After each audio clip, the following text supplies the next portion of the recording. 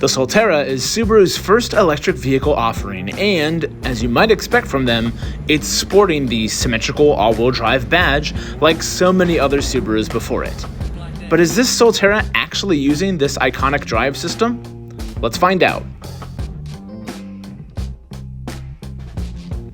First, let's establish what symmetrical all-wheel drive actually is. Unlike a truck-based four-wheel drive system that can switch from two-wheel to four-wheel drive, Subaru's system is always on. And, like other all-wheel drive systems, it varies speed of each wheel so they're not fighting or binding in turns like a locked four-wheel drive system would. But the party trick for Subaru's symmetrical all-wheel drive lies in its name. There is symmetry in how the system is set up. The front axles and rear axles are the same length and get their power from one engine source. This longitudinally arranged system is able to distribute mechanical power to those wheels evenly. No torque steer, no transfer case, just all-wheel drive working in a layout that can supply power easily to any wheel at any time, at any speed.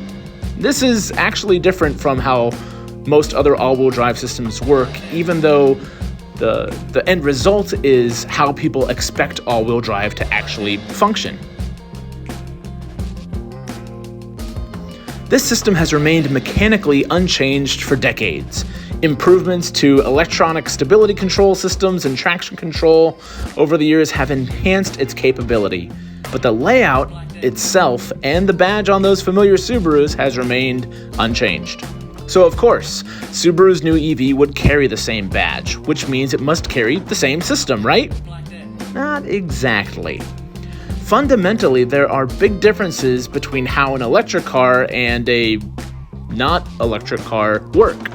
Instead of an internal combustion engine sending power to all four wheels, the EVs that are all-wheel drive, like the Solterra, have two electric motors running two wheels each.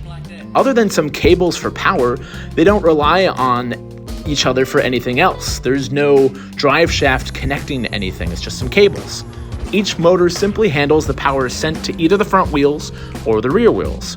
They still vary power going to each wheel, they still have equal length axles coming from the front and rear electric motors, but mechanically it's a different system from the traditional symmetrical all-wheel drive system.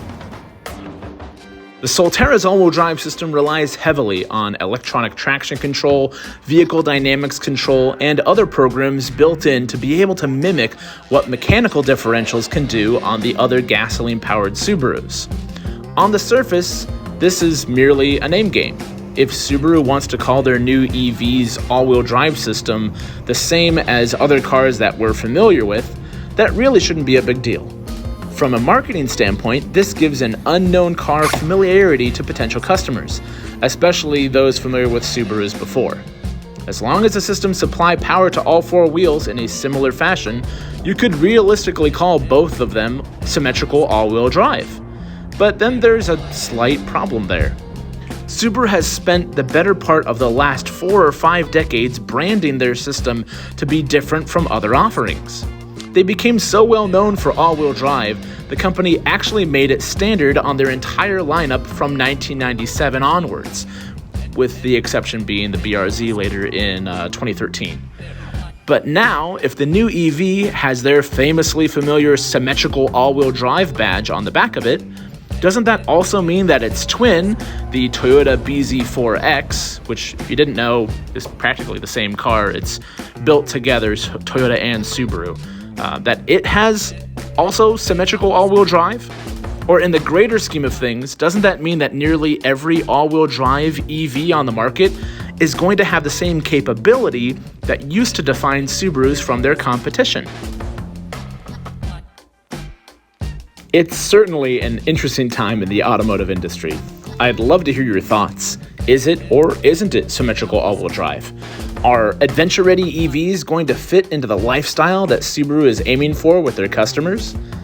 Can they be capable enough to realistically do that? Leave a comment, like, subscribe, all that fun stuff.